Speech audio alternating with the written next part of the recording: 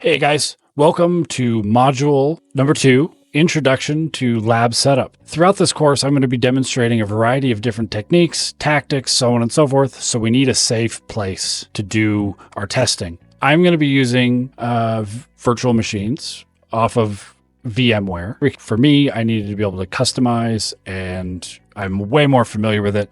Number 2, you can't use Hyper-V to do this lab. You can, however, use VirtualBox by Oracle, or you can use VMware Player. There are a lot of different options you can do, but I'm going to be talking about the actual details of the lab setup in the next lecture. This will give us a safe place to practice. Try stuff out.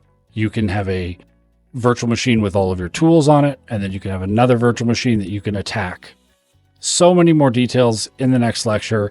So excited to be showing you guys this stuff. I love building these labs and being able to have stuff to attack. It's so much fun. Once you've got it set up, it stays permanent. You can make backups of it, make modifications, and it's like an amusement park. You just have so much fun. Now, it's not everyone's definition of fun, but those people, they go outside. For us, for the hackers, this is fun. So I'll see you guys in the next lecture.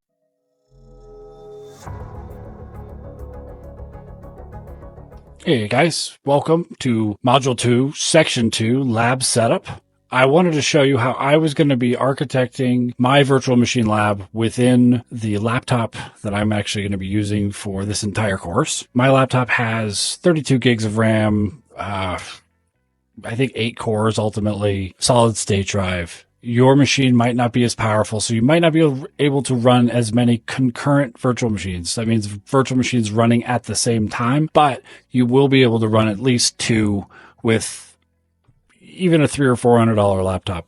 If you have a desktop, that will work as well, but many people have laptops. That's just kind of the way it goes. If you have a question about your hardware, go check the minimum specs in the parts list. If you have any questions beyond that, leave them in the comments section. I'll be happy to tell you maybe how to set your thing up. So for me, I set up Virtual Machine 1 as Kali Linux, and that's 192.168.1.101. Windows 7 as .102, Windows 8 103, Server 2008 104, and Windows XP as 105, because I'm going to maintain the same IP addresses. They're all going to be set with static IPs, but you don't have to do this exact setup. You can set up a Kali Linux as one machine and choose any one of your client or server operating systems, whatever you're ultimately going to want to attack.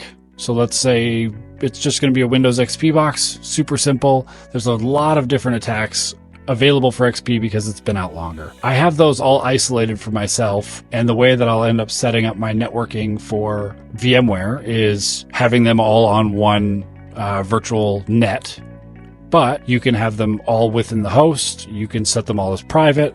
What would actually be probably better is have a completely separate local area network dedicated to this task that still has internet access if you want it, but it doesn't necessarily have to. You just have to be able to reach these different machines. And if you're having problems with your networking setups, go ahead and leave questions in the comment section. But if you are having problems with the networking setups, this course might be a little too advanced, but I hope not. My hope is that I'm able to guide you through all of these different little challenges or areas that you might not know to get you to a point where you're actually hacking stuff, because you would be surprised how easy some of them are. So by the end of this module, you'll have known how to install every single one of these operating systems into a virtual machine environment, configure it, and get it ready for attacking.